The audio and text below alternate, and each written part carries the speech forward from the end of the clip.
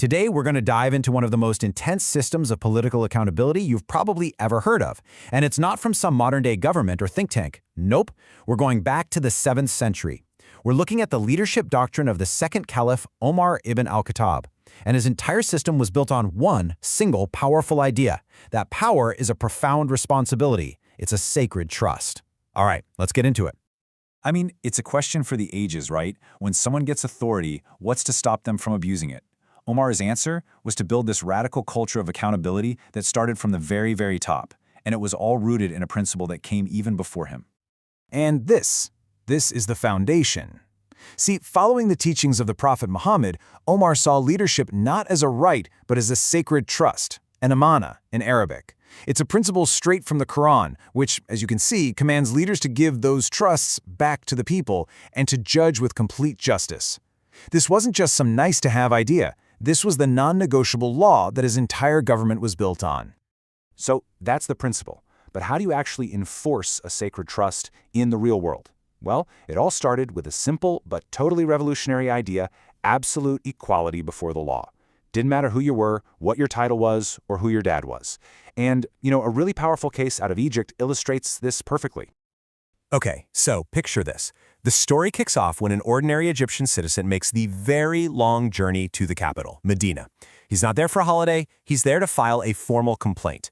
And it's against the son of the most powerful man in Egypt, the governor, Umar ibn al-As. The charge itself was pretty stark. The governor's son, probably feeling a little too confident in his family status, had whipped a common man. It was a classic abuse of privilege. And really, it was a test. Was justice for everybody, or just for the powerful? Umar's response was immediate, no hesitation. And he didn't just summon the son, he summoned the governor himself. Can you imagine? The father and son were ordered to stand trial right there, in front of the caliph and the very man who made the complaint. Status meant absolutely nothing. But this is where the story gets legendary.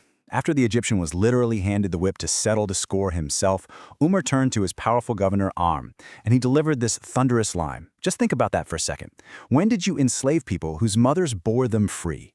I mean, it's a statement that has echoed for centuries, a declaration that your authority doesn't mean you own people. Okay, so we've seen that for Umar, justice had to be swift and it had to be equal. But that's really only half the battle. Because what's the point if people can't even get to their leaders in the first place? If it isn't accessible, the system's already broken. And that brings us to our next case. So, over in Kufa, you've got this celebrated general, a guy named Sa'd ibn Abi Waqqas, serving as governor. And all he wants is a little peace and quiet. His house is right by the noisy marketplace, so he decides to build a gate. Seems reasonable enough, right? Wrong. To Umar, this wasn't just a gate, it was a barrier. It was something that stopped the poor, the needy, and anyone with a grievance from reaching the very person who was supposed to be serving them. Well, word about this new gate, which people had started calling the Palace of Sa'd, traveled pretty fast back to Medina. Umar had a network set up, not really for spying, but to make sure that the promises his governors made to the people were never, ever broken. And Umar's response? Once again, it was both symbolic and severe. He sent a guy with a simple, pretty shocking command. Go to the so-called palace and burn the gate down. The message couldn't have been clearer. Any barrier, physical or not, between a leader and the people would be torn down. And look, this wasn't just about making a few public examples. Umar actually put a whole system in place to create a culture where his governors would never forget who they worked for. It was a really comprehensive approach, and it had real and often very serious consequences. This quote just nails his philosophy. Umar told the public, straight up, what his governors were supposed to be doing and what they were not. They were there to be public servants and teachers, not some kind of ruling class, and he invited anyone who was treated differently to report it straight to him. He literally promised, "I will settle the score." His methods were totally systematic.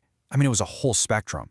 It could be anything from a sharp written takedown for minor mistakes to just firing them on the spot for arrogance. And get this, he did lifestyle audits. He'd record a governor's net worth when they started, and if it grew by some unexplainable amount, he'd confiscate the difference for the public treasury.